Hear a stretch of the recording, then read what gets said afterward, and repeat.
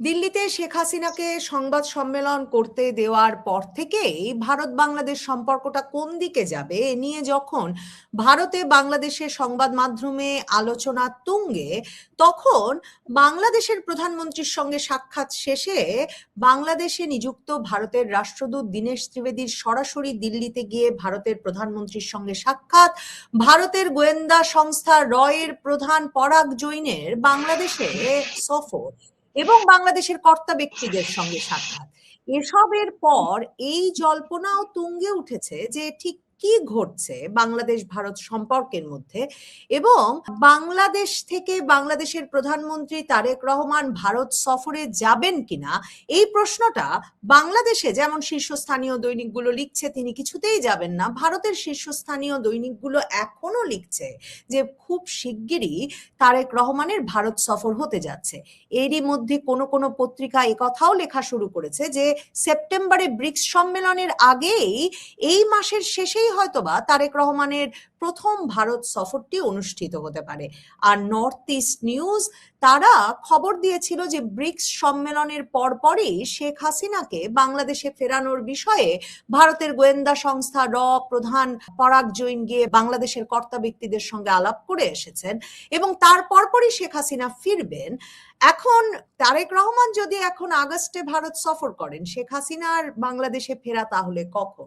এই নিয়ে আলোচনায় আমার সঙ্গে যুক্ত হয়েছেন সিনিয়র সাংবাদিক নর্থ ইস্ট নিউজের, যিনি এই বিষয়গুলো নিয়ে নিয়মিত লিখছেন, চন্দন নন্দী। চন্দন নন্দী, আপনাকে স্বাগত জানাই।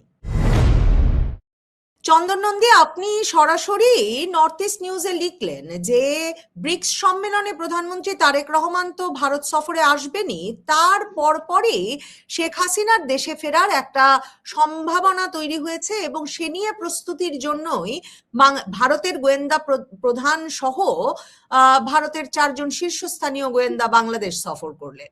এখন অনেক কেই বলছেন যে আগস্টের শেষেও তারেক রহমানের সফরটি এগিয়ে আসতে পারে, ব্রিক্সে না যেয়ে তিনি দ্বিপাক্ষিক সফর করতে পারেন। শেখ হাসিনা সেপ্টেম্বরে ফিরছেন, আপনাদের কাছে কি খবর?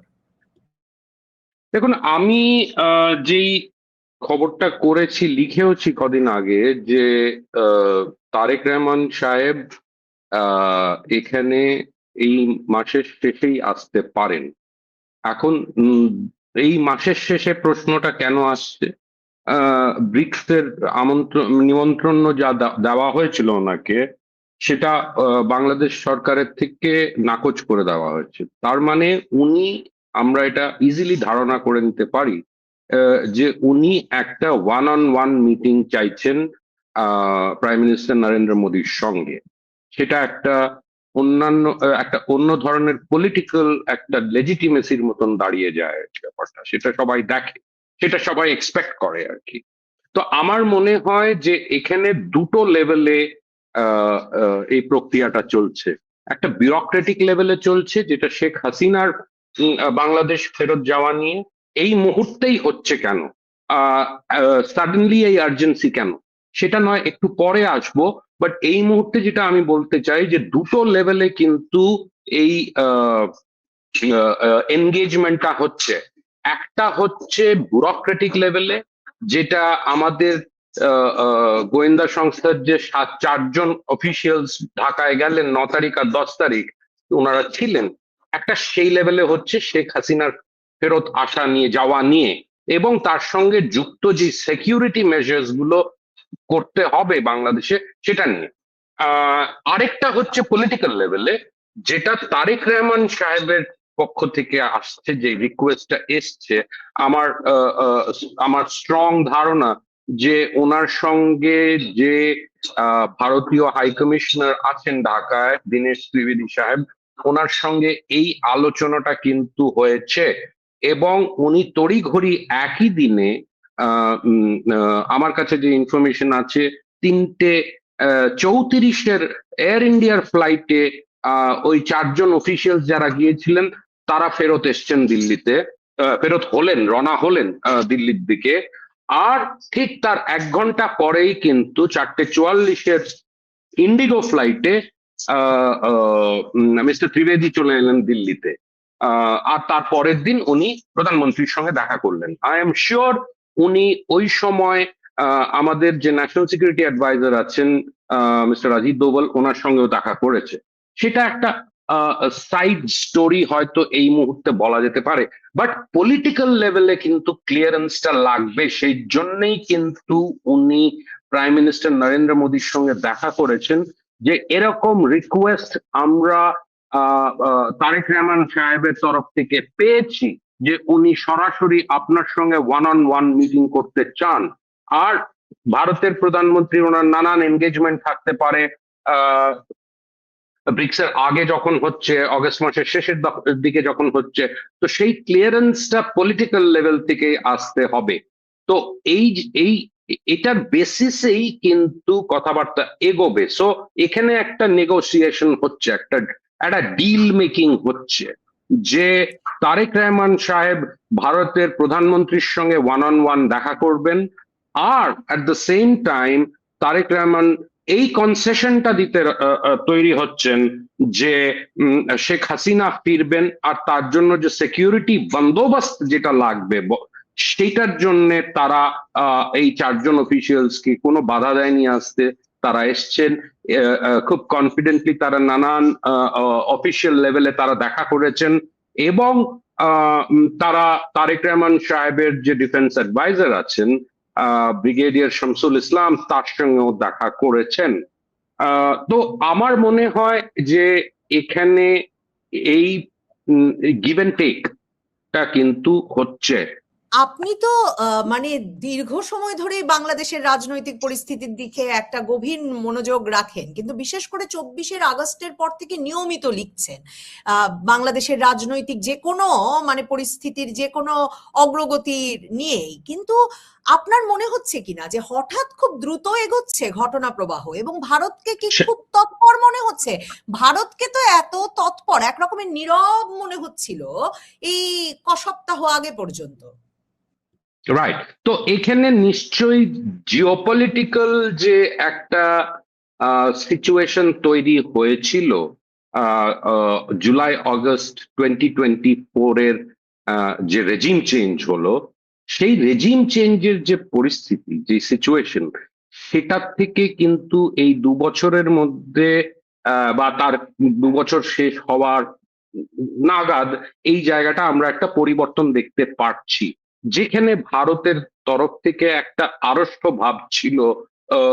ইউনূস সরকার যে রেজিম, ইন্টারিম রেজিম ছিল, তার সঙ্গে যে বাইল্যাটারাল টাইজটা যে একেবারে নোজ ডাইভ করেছিল, এর মধ্যে তো কোনো সন্দেহ নেই। সেখান থেকে আমরা একটা জায়গায় এসছি যেখানে আপনি ওই শব্দটা ইউজ করলেন, না, আই এগ্রি উইথ দ্যাট, এই তৎপরতাটা এখন বেড়ে গেছে। তার মানে দের ইজ সাম আর্জেন্সি। এই আর্জেন্সিটা এর জন্য হয়েছে কেন কিনা বাংলাদেশের তরফ থেকে যাই বলা হোক, যেই স্ট্রং ল্যাঙ্গুয়েজ ইউজ করেছে বাংলাদেশের পররাষ্ট্রমন্ত্রী, যে আমরা এটা করতে দেব, শেখ হাসিনা উনি হচ্ছেন দণ্ডপ্রাপ্ত আসামি, ওনাকে ফেরত আনবো, তাকে সাজা পেতে হবে। তো এই যে স্ট্রং ল্যাঙ্গুয়েজটা, এটা হচ্ছে ডোমেস্টিক কনজামশনের জন্য, কিন্তু তার তলে তলে তার সাইডে একটা ডিপ্লোম্যাটিক লেভেলে কথাবার্তাও চলছে। তো সেটারই আউটকাম আমরা দেখতে পাচ্ছি, যে এই গোয়েন্দা টিম যে গেল, এটা সবই অ্যারেঞ্জ ছিল, অর্গানাইজ ছিল। এই নয় যে তাদের পারমিশন নিতে হয়েছে আসতে। তারা এসেছে, তারা জানে, তারা অলরেডি কনভে করে দিয়েছে বাংলাদেশের অথরিটিসদের যে শেখ হাসিনা অমুক সময় ফিরবে, তার জন্য কি কি সিকিউরিটি বন্দোবস্ত করতে হবে। কেন কিনা বাংলাদেশের যে পলিটিক্যাল পরিস্থিতি, শেখ হাসিনা ফেরত গেলে আমি বলবো এক ধরনের একটা ছোট্টখাট্ট পলিটিক্যাল আর্থকোয়েকের মতন হতে পারে। সেই তার থেকে যে আইডিওলজিক্যাল ফোর্সেস গুলো বাংলাদেশে আছে, জামাত, এনসিপি, তাদের যে একটা পজিশন তারা নিতে পারে, সেটা যদি হয়তো তার সিকিউরিটিকে ইম্প্যাক্ট করতে পারে, তার জন্যই কিন্তু এই বন্দোবস্তগুলো করা হলো। যাতে কি, তার মানে এই না যে এর আগামী দিনগুলোতে ভারতের থেকে কোনো অফিসিয়ালসরা যাবে না, হয়তো এখনো চলমান আছে প্রক্রিয়া, হয়তো লোয়ার লেভেল ইয়েতে গিয়ে এই জিনিসগুলোকে আরো ফাইন টিউন করার প্রক্রিয়া হয়তো জারি আছে। তো আমার মনে হয় নেট নেট যে we are looking at a very fast paced development দুদিকে, একটা শেখ হাসিনার ফেরত যাওয়ার দিক দিয়ে, আরেকটা হচ্ছে তারেক রহমানের ভারতে আসার ব্যাপারটা নিয়ে।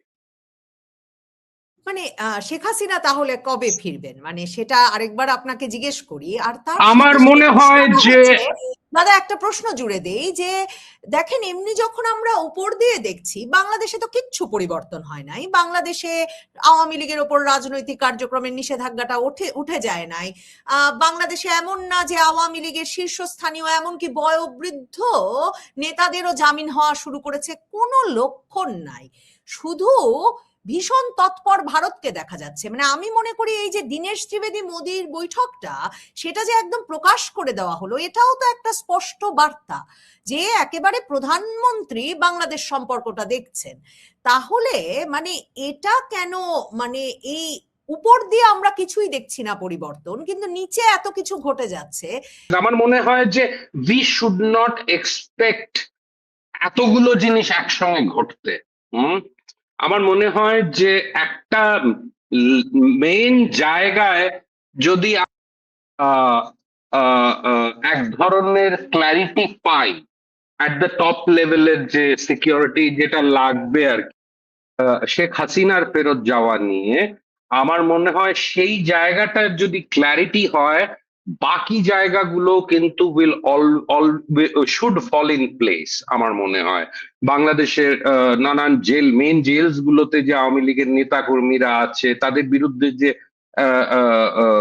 মানে কেসেস লজ করা হয়েছে, তারপরে এই যে এক ধরনের পলিটিক্যাল ভায়োলেন্স চলছে, law and order situation is not good, সেই জায়গাগুলোকে আমরা এক্সপেক্ট করব অন্তত একটা ম্যানেজেবল লেভেলে যেতে।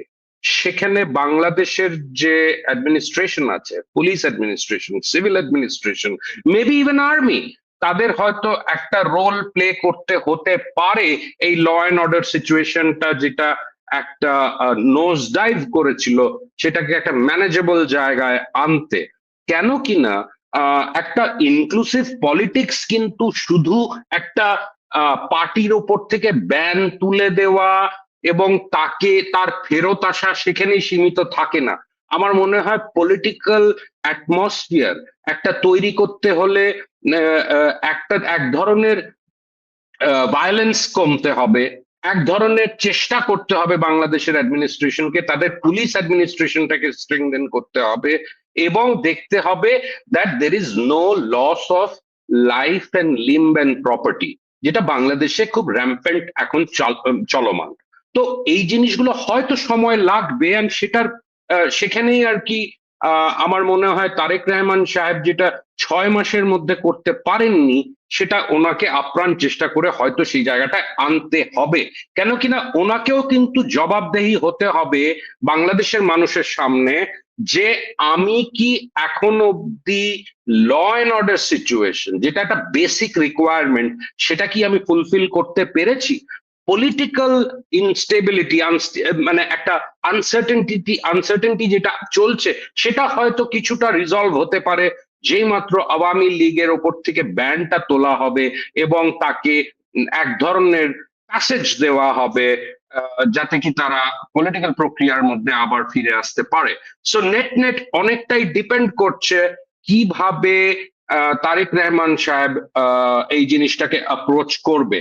আমরা এটাও এক্সপেক্ট করতে পারি ইমিডিয়েটলি হবে না, কেন কিনা আমরা জানি যে প্রেসিডেন্সিয়াল ইলেকশন হওয়ার পরই একটা ক্যাবিনেট রিশাফল হতে পারে। এখন যে মন্ত্রী হোমের চার্জে আছেন সে হয়তো নাও থাকতে পারে, বা অন্যান্য ক্রিটিক্যাল মিনিস্ট্রিজ যেগুলো এই প্রক্রিয়ার সঙ্গে জড়িত থাকবে তারাও হয়তো না থাকতে পারে। So we have two give some time. আমার মনে হয় we have to give some time to the Tarique Rahman administration, যাতে কি ওরা এই জায়গাগুলোকে গোছাতে পারে, অর অ্যাটলিস্ট একটা এক ধরনের সিরিয়াস অ্যাটেম্প্ট নিতে পারে, যাতে কি তারা পরিস্থিতিটাকে মোটামুটি নর্মালসির দিকে আনতে পারে আর কি। কেন কিনা আওয়ামী লীগ যদি ফেরত যায়, আমরা ন্যাচুরালি আমরা এক্সপেক্ট করব পলিটিক্যাল ভায়োলেন্স বেড়ে যেতে। কেন কিনা এখানে ইম্প্যাক্টেড হবে জামাত আর NCP more than the BNP. BNP তো পাওয়ারে আছে, কিন্তু জামাত আর এনসিপির যে পলিটিক্যাল ইলেকটোরাল স্পেস সেটা কিন্তু কমবে যেই মাত্র আওয়ামী লীগ লোকজনরা বা নেতাকর্মীরা আবার বাংলাদেশে ফেরত গিয়ে তাদের নর্মাল পলিটিক্সে যুক্ত হতে পারবে। আপনার কি মানে আপনার বিশ্লেষণটা শুনতে চাই, যে প্রশ্নটা হয়তো পুরনো লাগতে পারে আপনার কাছে, যে ভারত এত সিরিয়াসলি আওয়ামী লীগকে বাংলাদেশের রাজনীতিতে ফেরানোর, শেখ হাসিনাকে বাংলাদেশের রাজনীতিতে ফেরানোর বিষয়টা নিয়েছে কেন? ভারতের সংবাদ মাধ্যমেই দেখছিলাম, আপনাদের নর্থ ইস্ট নিউজে তো বটেই, যে ভারত রাশিয়ার সঙ্গে এই নিয়ে কথা বলছে, চীনের সঙ্গে বলছে, ইউরোপের বিভিন্ন দেশের সঙ্গে কথা বলছে, আর আমেরিকাকে একেবারেই এই অঞ্চলের নিরাপত্তার জন্য যে বাংলাদেশে রাজনৈতিক স্থিতিশীলতা দরকার এটা বুঝিয়ে সুঝিয়েই সার্জিও গোরকে যেমন পাঠিয়েছিল, তেমনি সার্জিও গোর অজিত দোভালের আবার একটা বৈঠক হলো দিল্লিতে। এবং ফার্স্ট পোস্টে দেখছিলাম, নর্থ ইস্ট নিউজে দেখছিলাম যে বৈঠকটা নাকি 2 দিন ব্যাপী হয়েছে, এবং বৈঠকটার মূল বিষয়ই হচ্ছে যে দুই দেশ একসাথে কি করে মানে এই বৈশ্বিক নিরাপত্তার সংকট মোকাবেলা করতে পারে। তো শেখ হাসিনার প্রসঙ্গ সেখানে খুব ভালো মতো আলাপ হয়েছে, তার সেফ প্যাসেজ, নিরাপদভাবে ফেরার বিষয়ে আলাপ হয়েছে, সেগুলোও লিখেছেন আপনারা। আমার মনে হয় যে একটা জায়গায় কিন্তু যেই জিওপলিটিক্যাল অবজেক্টিভস গুলো মার্কিন যুক্তরাষ্ট্রের ছিল, সেই জিওপলিটিক্যাল অবজেক্টিভস গুলো হয়তো আরো বেশি সময় লাগতে পারে ফুলফিল করার জন্য বা অ্যাচিভ করার জন্য। ততদিন যদি তারা এই যে বাংলাদেশের ভূখণ্ডে যদি পলিটিক্যাল ইনস্টেবিলিটি থাকে, পলিটিক্যাল আনসার্টেনটি থাকে, তাহলে আগামী দিনে সেই জায়গাটাকে কন্ট্রোল করার মতন সিচুয়েশন হয়তো নাও থাকতে পারে। Things can get even more volatile then what they are now. তো আমার এটা একটা ব্যাপার। আর সেকেন্ড ব্যাপার হচ্ছে যে তার ডিটেলস আমাদের কাছে নেই, তো আমরা সেটা একটু স্লাইটলি একটা বেটার আন্ডারস্ট্যান্ডিং বা একটা বেটার এস্টিমেট, একটা গেস্টিমেট করতে পারি যে একটা অ্যারেঞ্জমেন্ট নিশ্চয়ই হয়েছে মার্কিন যুক্তরাষ্ট্র আর ভারতের মধ্যে, যে এই মুহূর্তে যখন আমাদের জিওপলিটিক্যাল অবজেক্টিভস গুলো ফুলফিল হচ্ছে না, তাহলে আমরা এই মুহূর্তে বাংলাদেশে অন্তত পলিটিক্যাল স্টেবিলিটিটা যাতে ফিরে আসতে পারে সেটা একটা কারণ হতে পারে।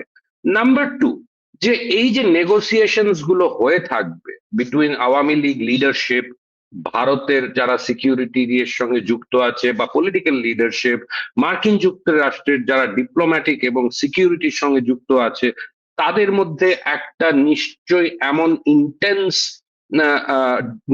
নেগোসিয়েশন বলেন, ডিসকাশন বলেন, যে যে ধরনের stand Awami league in the past নিয়েছিল, ট্রেনচেন্ট অ্যান্টি আমেরিকান স্ট্যান্ড, সেটার থেকে কি আওয়ামী লীগ সরে আসতে চায়? আওয়ামী লীগ কি তাহলে, বা আওয়ামী লীগের যে লিডারশিপ, তারা কি এখন মনে করে যে আমাদের মার্কিন যুক্তরাষ্ট্রের সঙ্গে যে বৈরী সম্পর্ক ছিল সেটাকে আমাদের অনেকটাই টোন ডাউন করে we have to be on terra firma, আমাদের মাপা মাটিতে দেখে রিয়ালিটিটাকে মেনে নিয়ে আমাদের এগোতে হবে? তাহলেই কিন্তু আমরা আমাদের পলিটিক্যাল স্পেসটা খুঁজে পাবো আবার আবার। সেই পলিটিক্যাল স্পেস পেয়ে একটা ভায়াবল পলিটিক্যাল পার্টি আওয়ামী লীগের মতন, তাকে কিন্তু আবার আবার নিজেকে গড়ে তুলতে হবে সেইভাবে। আমরা জানি যে অনেক নেতারা হয়তো এই পলিটিক্যাল স্পেসটা যখনই ওপেন আপ হবে, তারা কিন্তু তা ওপেন আপ হওয়া সত্ত্বেও আমার মনে হয় তাদের জন্য কিন্তু অত্যন্ত ডিফিকাল্ট হবে তাদের কনস্টিটিউয়েন্টসদের বোঝানো যে তারা কেন ক্ষমতাচ্যুত হয়েছিল আর তাদের কি কি how far they were responsible. তো এটা নিয়ে কিন্তু সময় লাগবে আওয়ামী লীগেরও to become well oiled political electoral machine again. তো এর সঙ্গে জিও পলিটিক্স যুক্ত আছে, আর এর সঙ্গে বাংলাদেশের লোকাল পলিটিক্সও যুক্ত আছে। কিন্তু ভারত কেন শেষ পর্যন্ত আওয়ামী লীগের পক্ষ, শেখ হাসিনার পক্ষই নিল?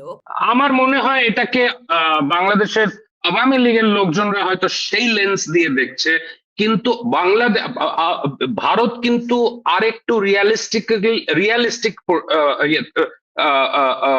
একটা রিয়ালিস্টিক ভিউ পয়েন্ট থেকে দেখছে। কেননা এই যে প্রত্যেক ভেরি রেগুলারলি যে ক্রিটিসিজম গুলো চলে আসছে, যে তারা শেখ হাসিনাকে হারবার করছে, রেখেছে, সাজাপ্রাপ্ত, ডিপ্লোম্যাটিক্যালি এইটা হয়তো বেশি লম্বা অ্যাবজর্ব করাটা আমার মনে হচ্ছিল ভারতের পক্ষেও এটা আনটেনেবল হয়ে যাচ্ছিল আর কি।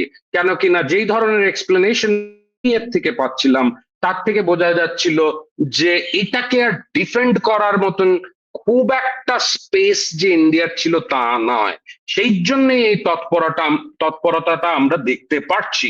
নাহলে আমরা তো ঠিক আছে, শেখ হাসিনা বলে আসছেন প্রায় 4-5 মাস ধরে যে উনি ফেরত যাবেন, কিন্তু রিয়ালিটি কি তাই বলে আর কি, যে তাকে কি ফেরার মতন সিচুয়েশন আছে? কিন্তু সেই ফেরার সিচুয়েশন গড়তে হবে। সেজন্য আমি বললাম যে তারেক রহমান সাহেবেরও অনেকটা রেসপন্সিবিলিটি আছে কি করে বাংলাদেশে একটা পলিটিক্যাল স্পেস যদি আওয়ামী লীগকে দেওয়া যায়, বা রি এন্ট্রি করানো যায় বাংলাদেশে, তাহলে হয়তো ডোমেস্টিক পলিটিক্যাল সিচুয়েশনটা, ল অ্যান্ড অর্ডার সিচুয়েশনটা অনেকটা ইমপ্রুভ করবে। তো এখানে আমার মনে হয় ভারত সেই জিনিসটাকে হয়তো সেন্স করেছে, আর এই অপরচুনিটিটাও অবভিয়াসলি তার অ্যাডভান্টেজ নিয়েছে মার্কিন যুক্তরাষ্ট্রের সঙ্গে এই আলাপ টানাপোড়ান এর মধ্যে দিয়ে, যে বাংলাদেশে এই স্টেবিলিটিটা দরকার, নইলে এখানে যে লার্জার জিওপলিটিক্যাল গোলস সেগুলো হয়তো হাতছাড়া হয়ে যেতে পারে। Number one. নাম্বার টু হচ্ছে যে আপনারা দেখবেন যে ইন্ডিয়া কিন্তু চায়নার সঙ্গে তার সম্পর্কটাকে একেবারে বলবো না যে গলায় গলায় করতে চাইছে, কিন্তু তারাও একটা ওয়ার্কিং রিলেশনশিপের মধ্যে যেতে চাইছে। তো এই নানান, আর হয়তো ইন্ডিয়া এখানে দেখছে যে আমি যদি এখানে কন্টিনিউয়ালি মার্কিনীদের সেই স্পেসটা যেটা হয়ে গিয়েছিল অগস্ট 2024-এ, সেই স্পেসটা যদি আমি তাদের দিতেই থাকি, তাহলে কিন্তু আমার সঙ্গে চায়নার সম্পর্ক প্রবলেম হতে শুরু করবে। আর এই নানান যে সাবসেটস অফ দ্য স্টোরি, এগুলোকে আমলে নিয়েই কিন্তু আমার মনে হয় ভারতের এই পদক্ষেপগুলো হচ্ছে। তো geopolitical reality and at the same time বাংলাদেশের পলিটিক্যাল রিয়ালিটি, এই দুটোকে নিয়ে কিন্তু ইন্ডিয়ারও অনেক বেশি একটা স্টেক হোল্ডার হিসেবে অনেক বেশি তৎপরতা দেখতে পাচ্ছি। You are right about that. এবং আপনি আর্জেন্সি শব্দটা ব্যবহার করেছেন, যে মানে মনে হচ্ছে যে ভারতের জন্য এই সমস্যাটা মিটিয়ে ফেলা খুব জরুরি হয়ে উঠেছে হঠাৎ, মানে বিশেষভাবেই।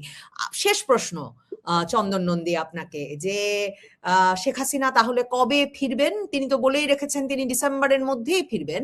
কবে ফিরবেন বলে এখন মনে হচ্ছে? সকল প্রস্তুতি এবং ইন্ডিয়ার আর্জেন্সি, যে পুরো বিষয়টাকে খুব জরুরি মনে করা, সেসব মিলিয়ে। আর তারেক রহমান, আপনি বলেছেন, তবু যদি আবার একটু বলতে চান, অন্য কোনো যুক্তিও যদি থাকে, তারেক রহমান এই ভারত আমেরিকার কথা শুনে শেখ হাসিনার দেশে ফেরার ব্যবস্থাটা কেন করবে? আপনি যে বললেন বন্দোবস্ত কেন করবে? কেন তাকে নিরাপত্তা দেবেন? কেন ভারত আমেরিকার কথা শুনতে যাবেন তারেক রহমান? আমার মনে হচ্ছে যে তারেক রহমান এর যে, ওই যে বললাম যে পলিটিক্যাল ইনস্টেবিলিটি, ইকোনমিক ক্রাইসিস একটা যেটা চলমান আছে, এই যে ইলেকট্রিসিটির যে ম্যাসিভ শর্টেজ হচ্ছে, তার সঙ্গে জ্বালানির যে শর্টেজ হচ্ছে, আমার মনে হয় এটাতে কিন্তু তারেক রহমান সাহেবও রিয়েলাইজ করছেন যে ওনার যে পলিটিক্যাল গ্রাউন্ডটা উনি ইলেকশনের মাধ্যমে পেয়েছিলেন, সেটা কিন্তু আস্তে আস্তে শ্রিঙ্ক করতে থাকবে।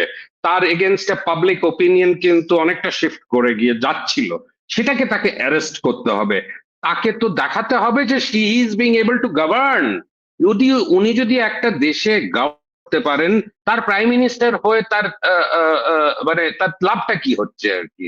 তো মানে মানে উনি যদি 5 বছর কমপ্লিটও করেন, আমার মনে হয় তার 5 বছর পরে যদি ইলেকট্রিক্যাল এনভায়রনমেন্টটা যদি পাল্টায়, তখন কি বিএনপির আর তখন তো বিএনপি কে হয়তো একটা অন্য জায়গায় নিজেকে খুঁজে পাবে আর কি বিএনপি, হ্যাঁ, যেখানে আর কি পলিটিক্যাল ইলেকটোরাল লসেস গুলো।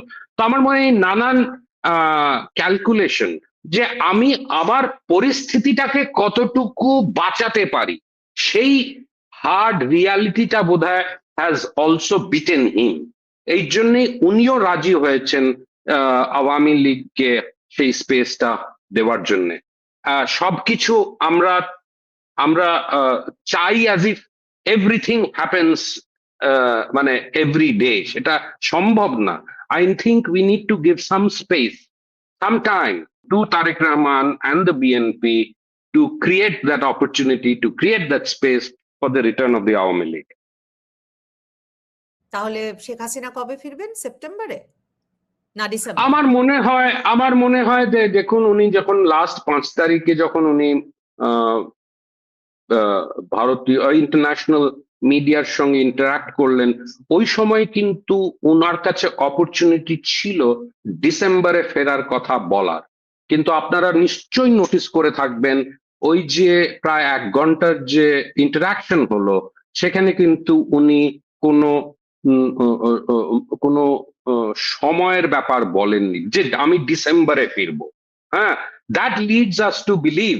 আর সেকেন্ডলি, যে এই যে তৎপরতা আপনি একটু আগেই বললেন, সেই তৎপরতাটা এখনই কেন হচ্ছে? এটা তো আর একটু পরে হতে পারতো, কেননা সময় তো প্রচুর আছে, ডিসেম্বরে তো এখনো আমাদের হাতে 4-5 মাস আছে। তো এই জায়গাগুলোকে দেখে আমার মনে হয় যে উনি ডিসেম্বরের আগেই ফিরবেন। সেটা it could be as early as September. সেপ্টেম্বরের কবে সেটা আমরা জানি না। মেবি বাংলাদেশের যারা পলিটিক্যাল লিডারশিপ আছে, যারা সিকিউরিটি দেখে, তারা জানে, এবং ভারতে যারা তাদের কাউন্টার পার্টস আছেন তারা জানে। অসংখ্য ধন্যবাদ চন্দন নন্দী, ধন্যবাদ দর্শক যারা এতক্ষণ সঙ্গে ছিলেন।